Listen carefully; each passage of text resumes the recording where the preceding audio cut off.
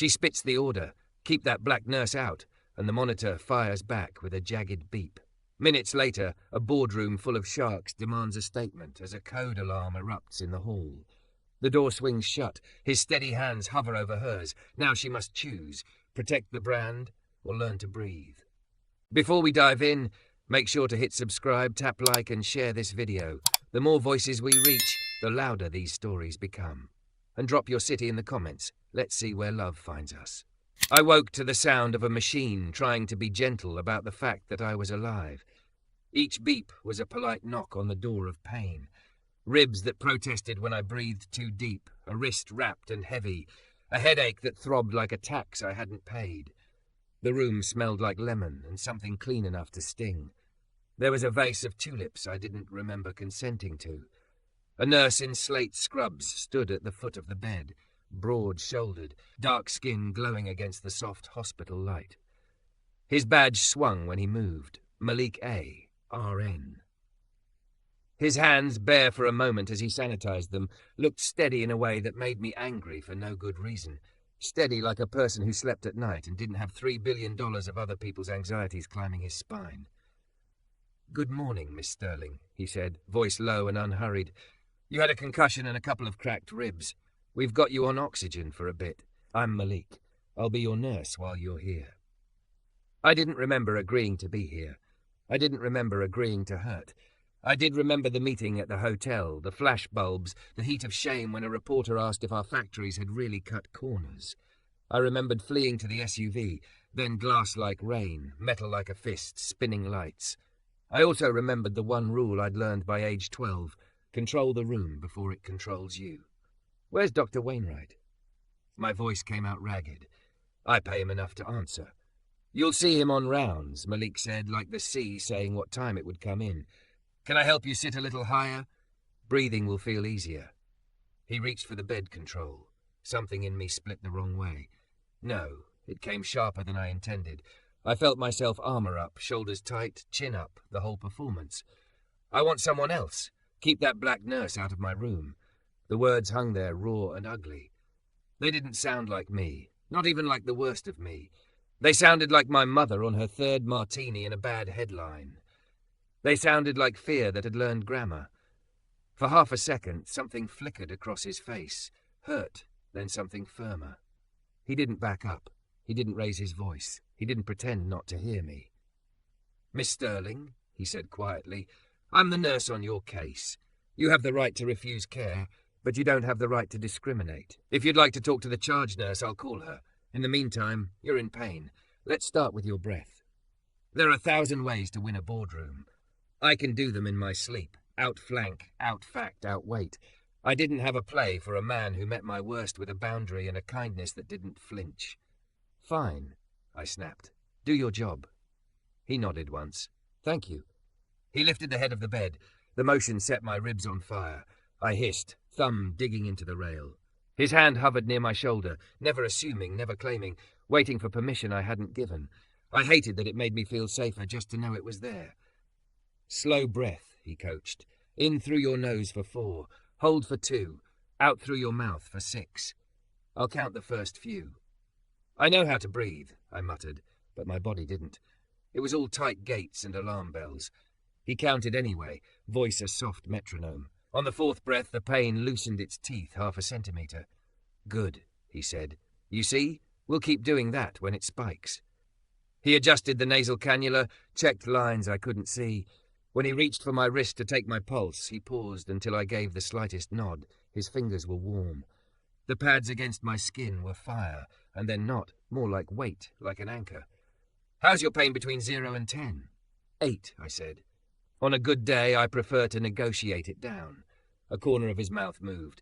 "I'll bring your meds on time. We'll also use heat and position. Pain doesn't get to run the whole show." I stared at him. "Do you talk like that to everyone?"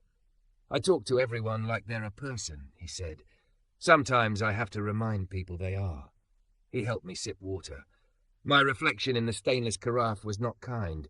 A woman in her mid-30s with mascara ghosts, a wedge of pale shoulder where the gown gaped, full hips making awkward tents under hospital sheets. I'm not small. I've never been small. I built a company with my body in every room, its curve, its power, its refusal to disappear.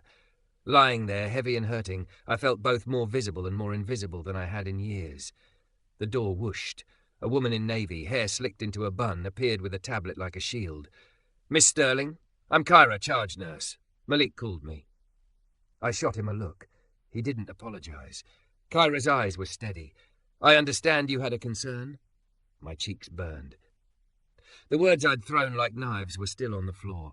I saw, as if from across the room, the way Malik had absorbed them without bleeding on me. I also saw the headline in my future if I decided to make this a war. Billionaire CEO demands special nurse while staff shortages surge.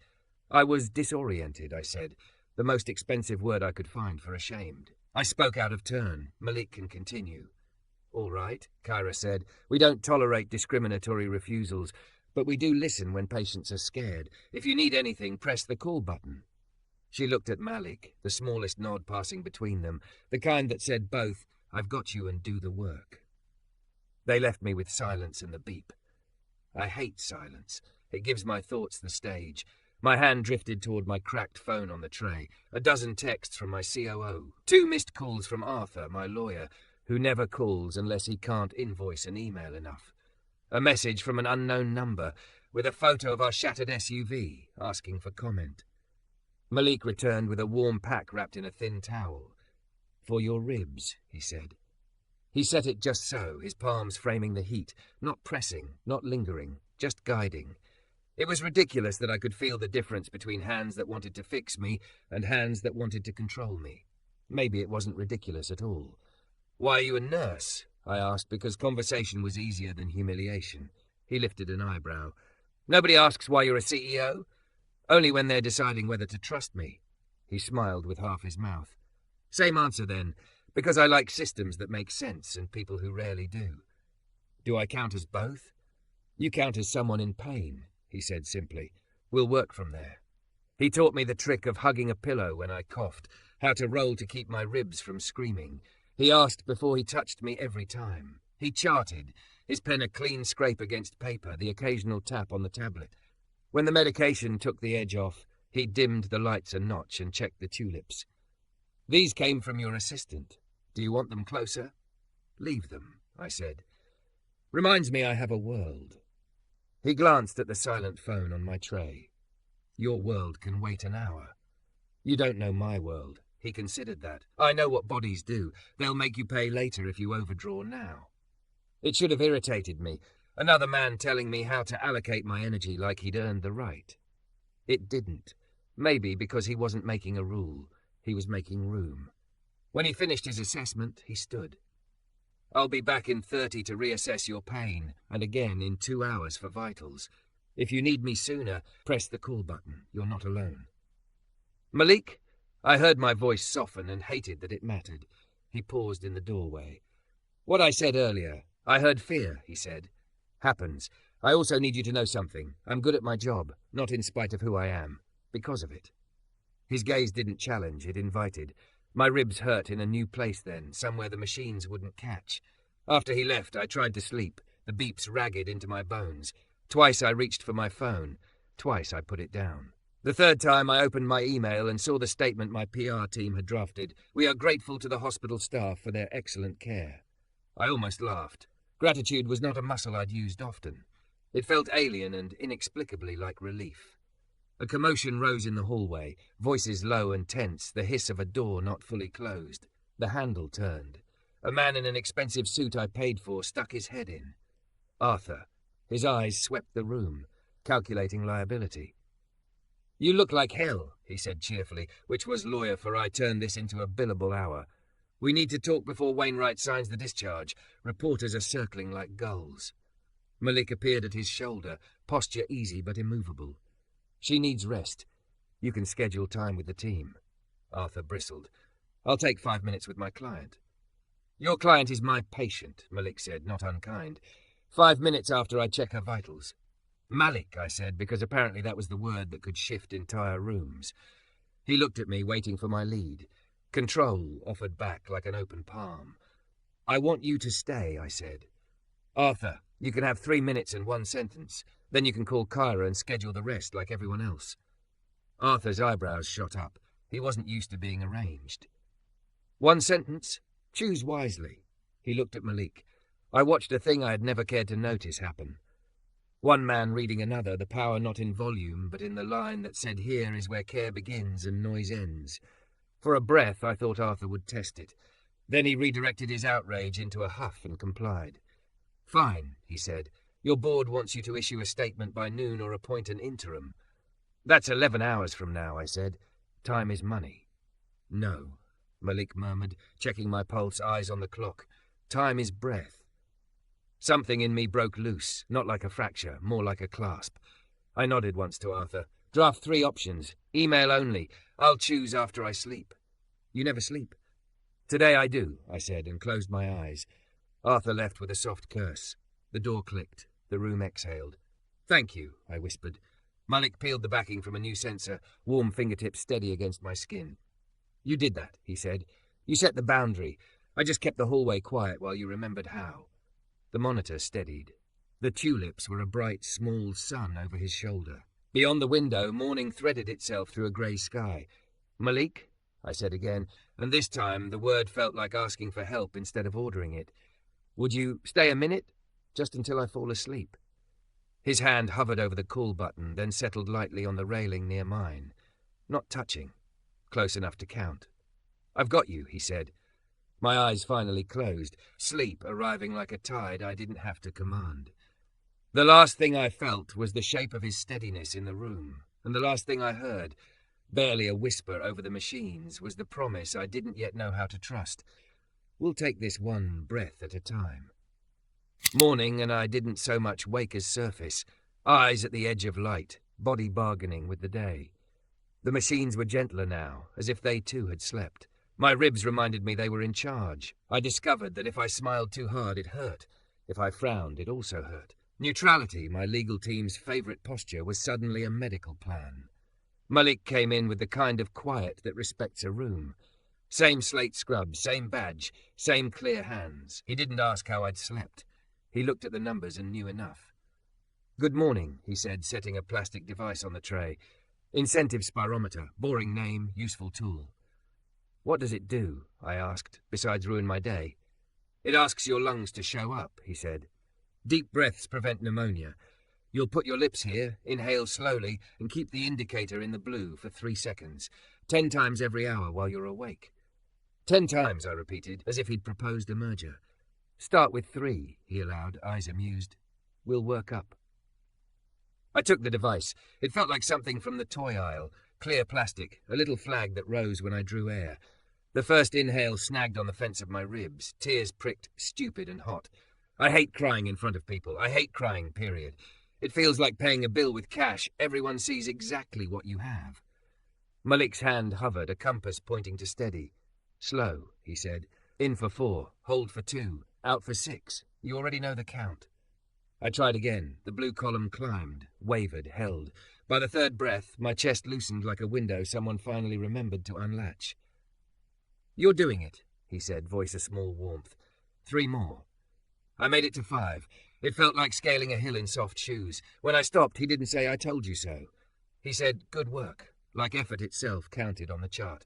My phone buzzed on the tray with the hunger of a world that hates being told to wait. I glanced. 3 emails from Arthur marked urgent, which in Arthur speak is code for catastrophic. A text from my assistant, Nina. "You're trending. It's not as bad as it looks." I didn't open the trend. I touched the tulips instead. Malik adjusted the heat pack near my ribs. "Pain level?" 7, I said. "But my ego is at a 9. He smiled, the little half-smile that kept not making me defensive. "I can help with the first." "And the second?" "That requires different dosing," he said. "We'll start with not reading the comments."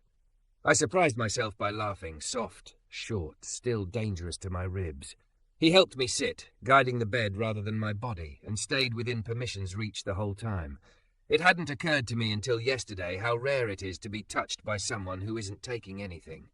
"Any food preferences?" he asked, checking the IV. "Coffee." I said. "Not yet," he said. "Your stomach has notes. Toast? Eggs? Toast, I conceded. And if someone tries to sneak me decaf, consider it an act of war. He made a note. I'll warn the kitchen. When he left, the room felt colder than it was. I picked up my phone and skimmed the statement my comms team had drafted version 2, with a dozen careful commas and no heart. We thanked the medical staff for their professionalism. I had said a cruel thing yesterday. I had apologized to the charge nurse and to the man I had aimed it at. I did not know how to apologize to the part of me that had carried my mother's voice like a pocket knife. Useful, dangerous, inherited.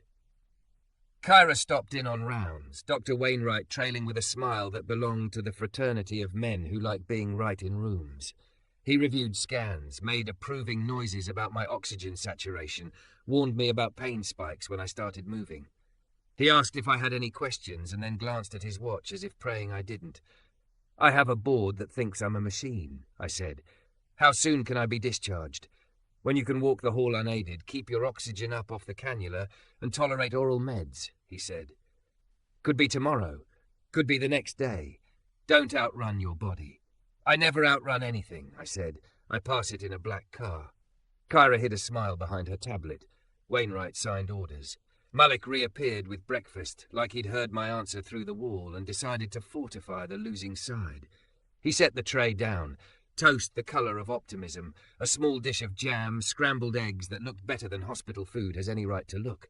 He didn't hover while I ate. He checked the machines, charted, replaced an empty saline bag with one that caught a triangle of the morning light. When I finished, he said, "Ready to stand?" "No," I said. "But yes." He coached me through rolling to my side, swinging my legs over, hugging a pillow to my chest. I hated that standing was something I had to learn again. The floor felt like a dare. Sweat prickled my hairline. He placed one hand near my elbow, close, not claiming, and offered the other in the air between us. I took it. His palm was warm, grounded. The room tilted, then steadied. "Good," he said. "Let's try a short walk." We made it to the door. The hallway smelled like lemon and coffee and the faint echo of other people's pain. A volunteer pushed a cart of paperbacks past us, the wheels ticking over the threshold edges. On the wall across from my room, a framed photo of the hospital's founders smiled without having to lift anything heavy. 2 doors down, a little boy in a dinosaur gown gripped a pole with his IV and demanded more pudding from a tired father. Malik greeted them by name. The father's shoulders dropped as if someone else had picked up one corner of the day. I took 5 steps, then 5 more. The second 5 hurt less than the first. At the end of the hall, a window let in more grey morning. Malik didn't rush me. He measured the walk by my breath, not his schedule. "Pause," he said when I wobbled. "Hand on the rail. Breathe." I did. The blue in the world looked a shade kinder when the air went all the way in. Back in bed, flushed with the kind of pride I used to reserve for landing a deal in a hostile room, I said, "You must get tired of people like me." "What are people like you?" he asked. "Expensive," I said. "Loud, convinced that urgency is the only way to live." He considered that. Urgency has its place, so does stillness. Bodies keep score either way. "You talk like a therapist," I said. "I see things," he said simply. "We all do, if we're allowed to keep our eyes." He checked the line on my wrist with a gentleness that made something unclench in a place no scan would show. I wanted to ask him about his life, the photo on his ID lanyard, the small scar near his eyebrow, the way his hands knew how to find the precise spot that made pain back down without making me feel like glass. I didn't know how to ask without making it an interview or a purchase. He saved me from having to try. "My mother's a midwife," he said, almost as if we were continuing an old conversation. "She taught me that people do their bravest work while they're terrified.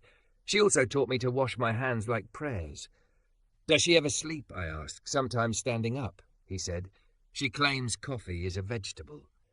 "Then we may be related," I said, and he laughed, the sound quick and warm, a chord the machines couldn't play. My phone buzzed again. Nina this time. Board meeting moved to 5 p.m. They want to know if you'll zoom in. A second text followed with a link I didn't click. PR crisis brief attached. I could feel the old motor rev, the part of me that has never met a fire she didn't think she could walk through if she just wore the right heels. "Your face changed," Malik said, not prying, just noticing. "Work," I said. "It thinks I belong to it." "Maybe," he said. It doesn't get your breath for free. I surprised myself by handing him the phone. If I ask you to put this in the drawer for an hour, will you trust me not to claw it out like a raccoon from a dumpster? He slid the phone into the bedside table and closed it with that small, satisfying hospital click. I'll trust you to press the call button if you need a referee. I lay back. The ceiling had one faint crack that ran like a thin river from vent to sprinkler head. I followed it with my eyes until my breath found the count again. In for 4. Hold for 2. Out for 6. I thought of my mother teaching me to own a room. I thought of Malik teaching me to leave a little room for oxygen. When I woke later, the light had shifted, softer now, end of morning bright. Nina sat in the visitor chair with a laptop dimmed to conserve battery, hair in a loose knot, sneakers instead of her usual heels. She stood when she saw my eyes open, relief loosening her face into something younger. "You look better," she said. And like someone who could fire me for saying you look better. "I'd have to be awake enough to type," I said. "How bad is it?" She glanced at the drawer where the phone slept. "Manageable if we lead. Ugly if we hide. There's a clip of you telling a nurse to." She hesitated. I know what I said. Nina's eyes filled in a way that made me love her too much to let it stand. "Hey," I said. "I'm alive. We're okay." Malik knocked once and entered with afternoon meds. He greeted Nina by name. How did he know every name? And checked my pain with that quick scan that felt like care and competence braided. Nina closed the laptop. "I have a draft," she said. "It says thank you in 4 languages, dodges blame in 3, and feels like cardboard." "Then throw it out," I said, surprising us both. I looked at Malik. "Is there a way to say I was scared and I hurt someone and I'm learning to breathe?" "There's always a way," he said. "Start with the truth you can carry." He handed me 2 pills and a paper cup of water. His fingers brushed mine, just enough. I didn't know yet that touch could translate apology. I didn't know yet that my life could be divided into before and after someone taught me to set a boundary I could keep. Nina squeezed my shoulder. "I'll draft something human," she said, "and if the board hates it, we'll send it anyway." "That's why I pay you in more than money," I said. When she left to make calls in the hallway, the room found its quiet again. I watched Malik refill the water carafe, watched the meniscus meet the stainless lip without spilling. I thought of all the places in my life where I had poured and called it generosity without noticing the mess. "Malik," I said. He looked up. "Hmm?" "I keep thinking about your hands," I said, and his eyebrows ticked up in warning, like a door politely reminding me it had hinges. I searched for a better sentence. "The way you use them, they don't take." "They're not mine for taking," he said. He dried his hands, the paper towel a quiet punctuation. "They're for holding and letting go. The order matters." I nodded like I understood, when really I only knew that the room was different when he was in it, as if the air had been measured and found sufficient. He moved toward the door. "I'll be back in an hour." "Will you?" I stopped. I have asked for impossible things in boardrooms without blinking. Asking this felt like walking barefoot. "Will you stay for one more breath?" He did. We counted together. In for 4, hold for 2, out for 6. When he left, the machine resumed its discreet knocking. I stared at my hands on the blanket, manicured, powerful, accustomed to signing other people's futures. For the first time in a long time, I imagined a different kind of strength. Not the grip that closes, but the one that steadies. I didn't know yet how to tell a billion-dollar world that I was changing one breath at a time. I only knew that when the door clicked and the hallway sound softened, I could still feel the shape his steadiness had left behind, like a blueprint my heart might learn to read. By late afternoon, the tulips had opened wider, as if they'd decided I could be trusted with the day. I could sit up without cursing the furniture. I could walk the hallway twice. The incentive spirometer was my new annoying friend. My ribs announced every intention before I made it. Nina returned with a draft statement that didn't feel like cardboard. She sat in the visitor chair and read it out loud, because spoken truth was harder to dodge. "I was frightened and in pain," she read, and I said something cruel to the person caring for me. That's not who I want to be.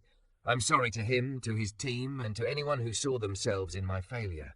I'm learning to breathe before I speak, sometimes literally. I stared at the tulips while she spoke. The first version my team had written had thanked the staff. This one named the harm and the human. It scared me more. That seemed like a reason to choose it. "Send it," I said, my voice too, even for how my body felt.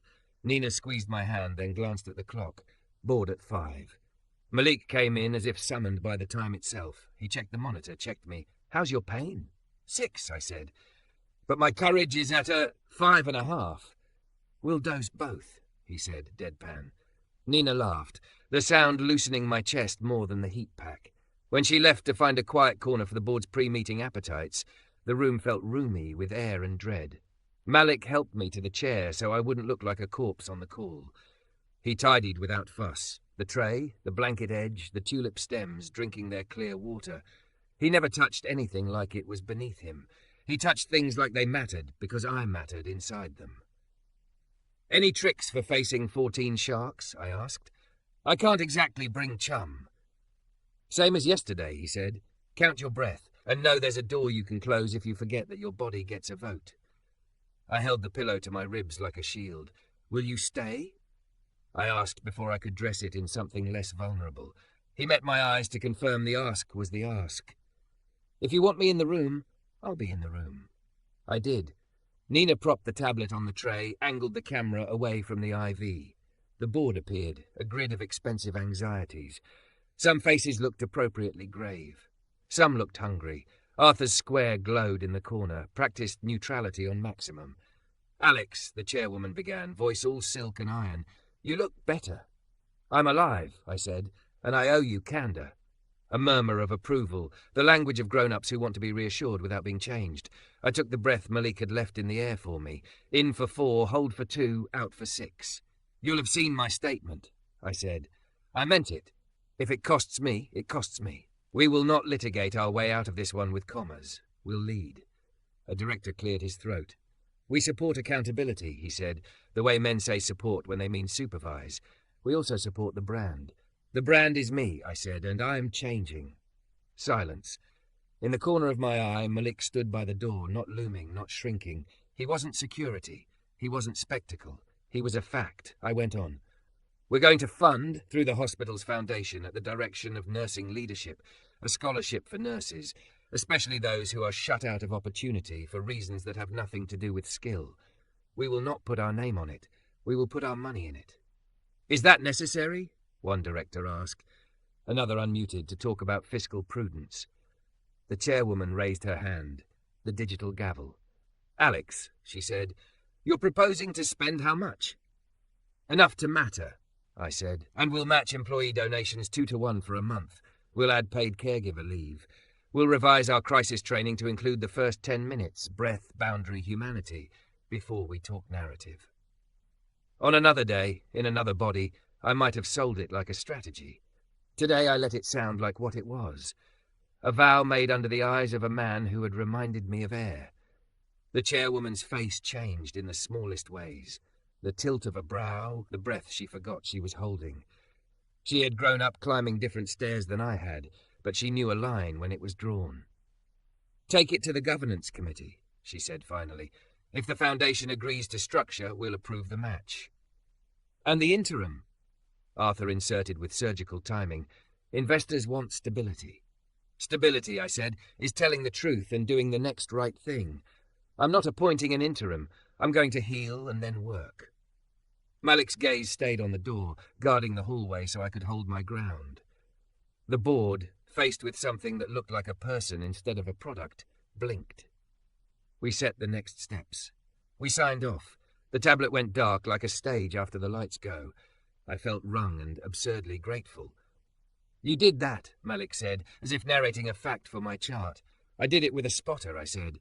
A commotion broke in the hallway. Voices gathered, a sharp alarm that wasn't mine. A tech hurried past with a crash cart. Malik's body changed. Alert without panic. Ready. He looked at me. "Are you okay for 5?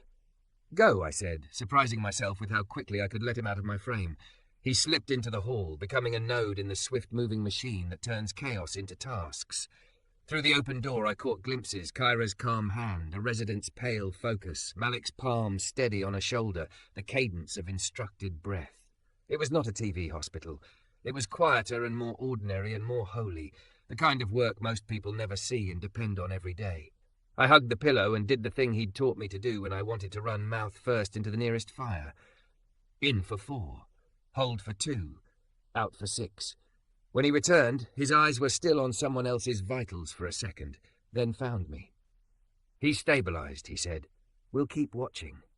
Do you ever feel like the world is a room on fire? I asked. And you're the only one with a bucket? I feel like there are more buckets than the world admits, he said. Some people just never got taught where the faucet is. He washed his hands like a ceremony. I watched the water run and thought of how many times in my life I'd substituted performance for ritual. His hands were clean, and my heart did a complicated thing about that. Teach me one more trick, I said, impulse outpacing pride, for when the pain spikes and the words want to sprint ahead of the truth. He pulled a chair close, not too close. Put your feet flat, he said. Hands on your thighs. Feel the weight. Name 5 things you can see, 4 you can touch, 3 you can hear, 2 you can smell, 1 you can taste. Then breathe. I did it.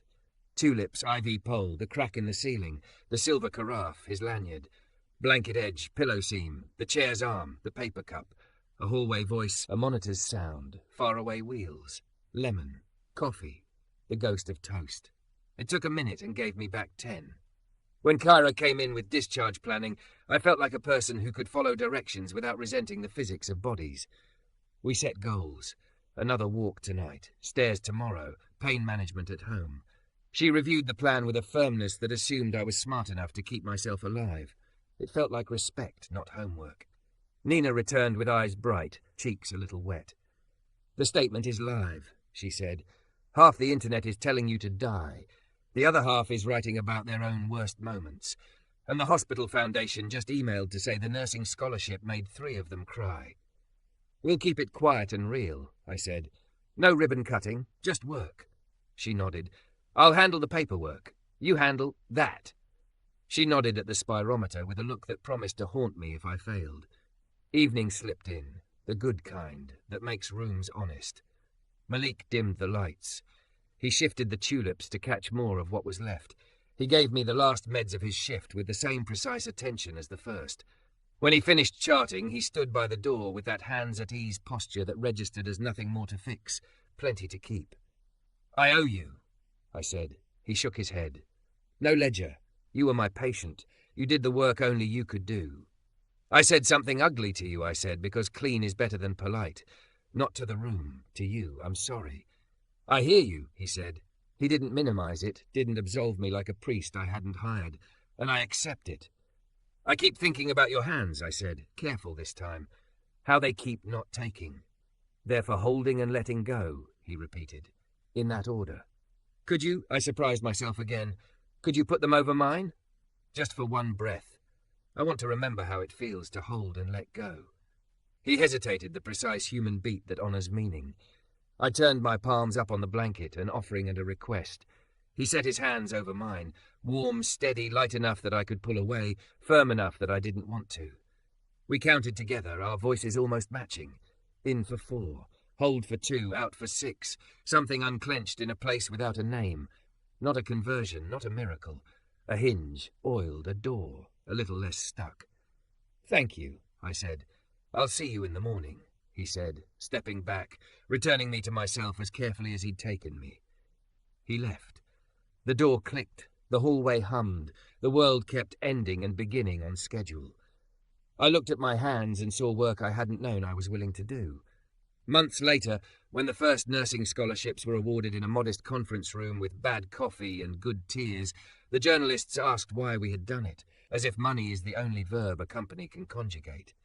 I remembered the lemon clean air, the tulips, the way time changed shape when someone stood in a doorway and kept the noise out long enough for me to hear my breath. Because someone taught me how to be a person again, I said, and because his hands healed my heart. I didn't mention his name, because this wasn't a story about me turning a man into a metaphor. It was about what happens when we let care alter the math. The room quieted in that sacred, practical way. A new nurse wiped her eyes and laughed at herself for it. We clapped for futures we would never see. Back at my office, there's a small card taped inside my top drawer. It reads like a business plan someone could follow without capital. Feet flat. Name the room. Breathe. Hold. Let go.